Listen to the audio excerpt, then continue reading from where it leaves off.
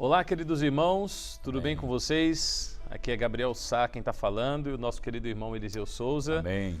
Nós estamos aqui mais uma vez para dar sequência à nossa série sobre a importância do livro de Apocalipse nos dias atuais. Você que está nos assistindo, se você não sabe, eu quero te dizer o seguinte acerca deste capítulo.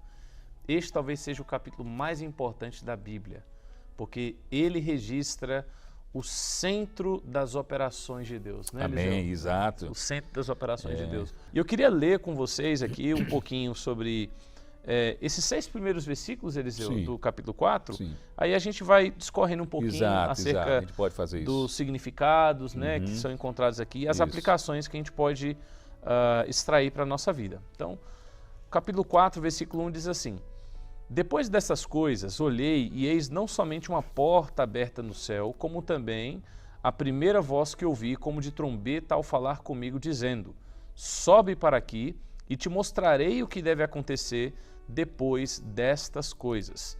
Imediatamente eu me achei em espírito e eis armado no céu um trono e no trono alguém sentado. Eu vou ler o 3.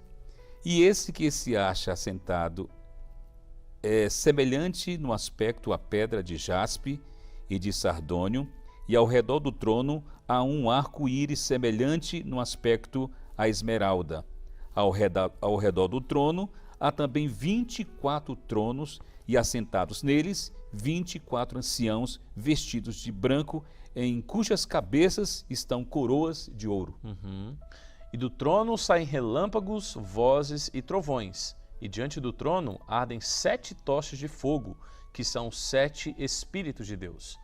Adiante do trono, como que mar de vidro, semelhante ao cristal, e também no meio do trono e à volta do trono, 24 seres viventes, cheios de olhos por diante e por detrás. Gabriel, veja bem, nós precisamos realmente de revelação. Com certeza. Olha a quantidade de figuras que É você verdade. tem aqui.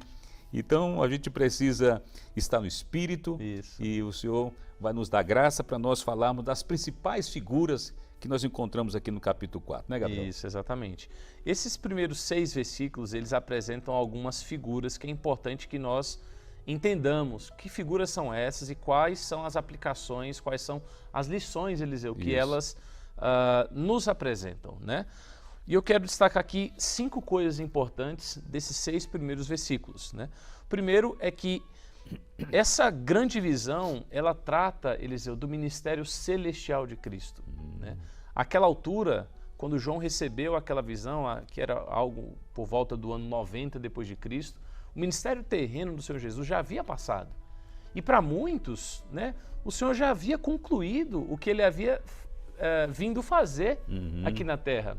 Mas João, quando ele é surpreendido com aquela visão, ele se dá conta de que não, de que havia muito ainda a ser feito, havia ainda muito trabalho a ser executado por esse Cristo glorificado. Mas nós vamos falar um pouquinho sobre este que Isso. está sentado no trono Isso. mais adiante, né, Eliseu? Mas é importante que nós destaquemos aqui a função celestial desse Cristo glorificado, né? O seu ministério celestial. Então, Gabriel, quer dizer que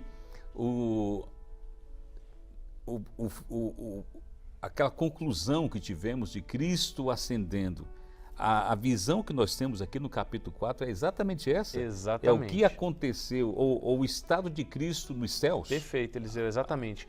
Quando o Senhor Jesus veio aqui à Terra, né, ele se encarnou, ele teve o seu viver humano, ele foi crucificado, morreu, ressuscitou e ascendeu aos céus.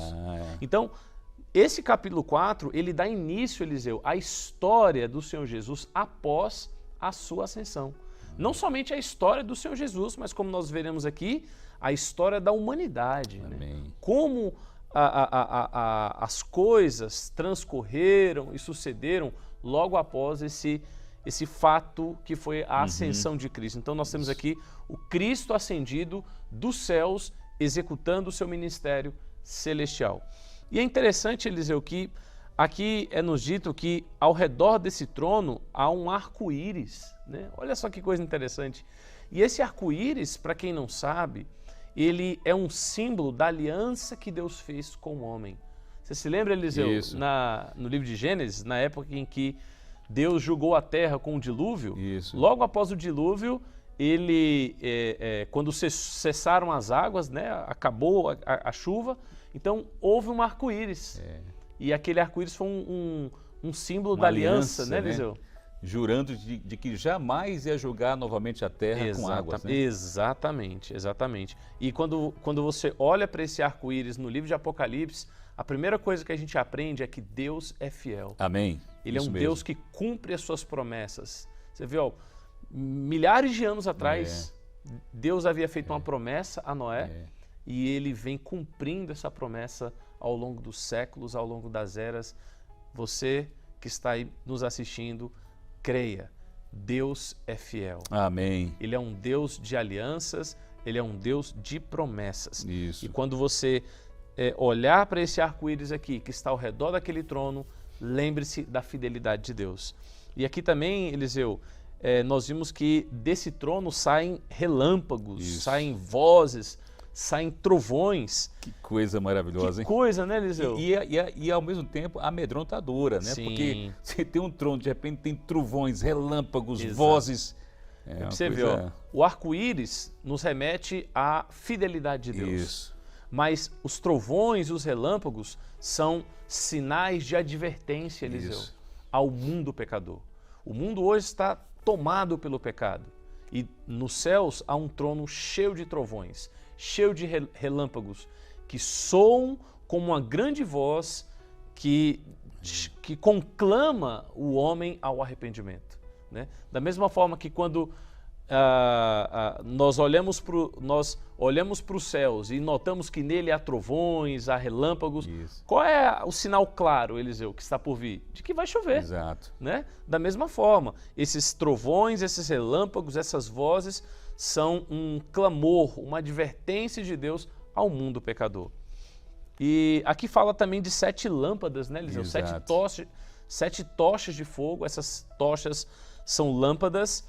E essas 7 lâmpadas, elas dizem respeito aos 7 espíritos, de né? Deus. Os 7 espíritos de Deus que atuam brilhando, observando, sondando e julgando o coração dos homens. Né? Então, você vê, dos céus o Senhor domina tudo, né? Exato. Dali Ele consegue sondar os nossos corações, consegue iluminar, consegue brilhar sobre nós e julgar todas as coisas.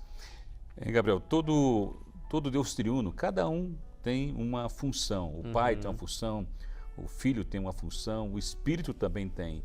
O Filho também, o Espírito aqui, ele atua para dinamizar e colocar em exercício o julgamento de Deus. Sim. E aqui 7, né? Exatamente. 7, como todos sabem, é o número perfeito.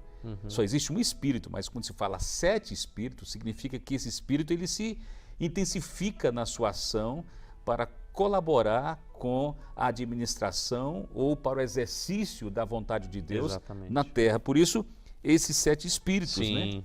exatamente.